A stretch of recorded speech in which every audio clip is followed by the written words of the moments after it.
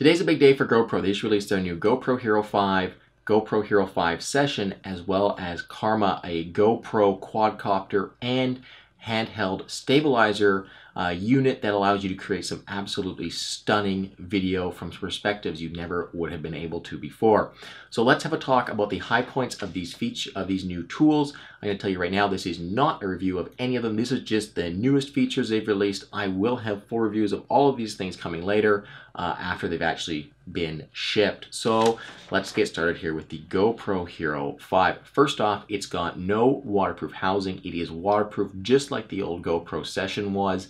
So that waterproofness is built right in, meaning that you don't have to worry about taking that housing with you or not taking the housing with you. It ships in the box with a GoPro frame that'll get you down to about 10 meters in depth. If you want to go deeper than that or want to get scuba diving, they do still make a waterproof housing, a dive housing for it to go in. But for the average user, you don't need that. You don't need to worry about it. If you want to go swimming with it or take in the pool, it's already waterproof. Really cool feature. I am a huge fan of that. The next one is voice control. Now, GoPro is making a big deal about this. You can talk to the camera, you can ask it to take a photo, you can ask it to take a video or a burst. You're making a big deal about how it's nice to be able to easily interact with your camera. I will be interested to see whether or not people are actually going to use this or how well it works, but it is a cool feature and they are definitely making a big deal out of it. After that though, the Hero 5 now has a built-in touchscreen. There's no more Hero 5 Black and Hero 5 Silver. There's just the GoPro Hero 5 Black. It's got the built-in 2-inch touchscreen, which is really great to see. The other new feature that the GoPro is making a big deal about is image stabilization. So if anybody's seen the difference between GoPro footage shot without a stabilizer and with a stabilizer, you'll know that the stabilized footage looks 1,000 times better. It's more immersive. You feel more connected to the action. It's more like what you remember being there like. So they've actually added in-camera image stabilization to the new GoPro Hero 5 and Hero 5 Session. This means that after the image is shot, they have some image processing trickery that stabilizes the shot. So as far as I can tell, there's no internal gimbals on the camera. It's all in software stabilization. But from the test footage they showed off on their GoPro Tutorials YouTube page, it looks very impressive, and it's definitely something that's going to make the average footage look a lot better, and it'll be very interesting to see how well it stands up to some actual testing. So watch for a proper in-depth test of the image stabilization features in my review of the GoPro Hero 5. They're also quoting better audio. The GoPro now has 3 onboard microphones. It also doesn't have a waterproof case, so that means that you're going to be getting that higher quality audio at all times whenever you're using the camera. We'll wait and see how much better that audio actually is. The final thing that GoPro's added is an auto upload feature. Basically, you come home after a day of shooting with your GoPro, you plug your GoPro into the wall, and it automatically connects to your Wi-Fi network and then uploads all of the footage you shot that day onto the GoPro-based cloud. And then you're free to open up the GoPro app or whatever editing software you want to use on your phone and view it.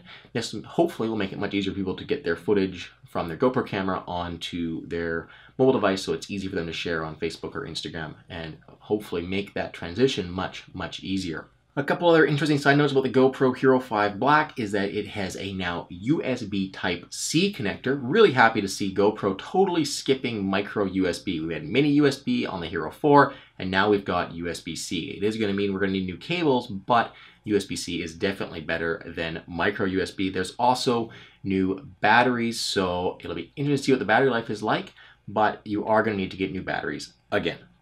Then GoPro released the Hero 5 Session. It's got a much higher resolution sensor than the original GoPro Hero Session. It's shooting now 4K 30, just like the Hero 5 Black. And it can do basically everything the Black can. It's got no LCD screen, and it's got improved audio, it's got voice control, it's got image stabilization. It will be interesting to see how the video from the Hero 5 Session stacks up against the Hero 5 Black's video. I didn't really hear anything about that in the release notes about these cameras, so it'll be interesting to test those two cameras against each other. Then there's the GoPro Karma. This is the really big deal. This is the newest thing that GoPro's launched. It's not an iteration, it's a new product for them, and it's a GoPro drone / stabilization system. So when you get a Karma drone, you get a quadcopter that you can mount a GoPro camera on, as well as a 3-axis gimbal that can be attached to the front of the quad or can be taken off and attached to what's called the Karma handle, which is a handheld stabilizer. So you're able to basically take this gimbal camera unit and put it on your drone or on a handheld stabilizer, making it incredibly easy for you to get smooth shots, either airborne or handheld. We've all seen 3-axis gimbals, they're amazing, and 3-axis gimbals on quadcopters are no different. The footage you can shoot with a quadcopter is outstanding. What GoPro's really trying to do is make it easy to take your quad with you. My DJI Phantom 3 is very big, and taking it with me on a day of skiing is not something I would really consider doing. If I was going out to shoot someone skiing, I might consider taking it with me, if that was our sole purpose of the day, was to go up and shoot some really cool skiing video. But I'm not just going to be like, oh, I'm going skiing today, I'm going to take my quad with me. That is what GoPro is trying to get people to do with the Karma drone. It folds up super small. It fits in this little tiny form-fitting backpack that would be easy to take with you. They want to make it so that you don't think about why you're taking it. You would kind of ask yourself, why don't I take this with me? It's so easy to take. And they don't want you to feel bad if you come back at the end of the day having carried it with you and not used it. So it's super lightweight, super small and compact. It folds up, the landing gear fold in, the wing or the arms that hold the propellers fold in, folds up, super small, fits in this form-fitting backpack, and the controller itself is also very, very compact. Speaking about the controller, it's interesting. It's got a built-in screen.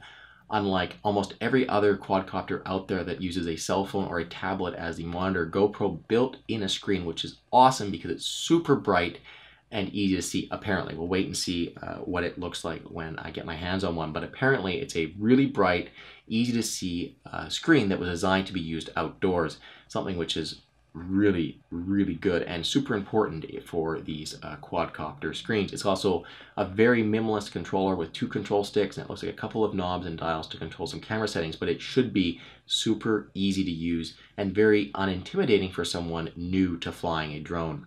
The drone comes with lots of built-in canned actions like panning or reveals or cable cams, much like any of the other drones that are out there on the market today. What I really think sets the Karma drone apart from many of those other drones is the fact that it's something that isn't you as a camera operator, it's you as part of the action taking this drone with you and allowing you to capture some extra cool shots. So hopefully it's something that even if you want to be part of the action, you can still take the drone with you for the day. I'll have a lot more thoughts on the GoPro Hero 5 Black, Hero 5 Session, and the Karma drone / handheld stabilizer once I get my hands on it.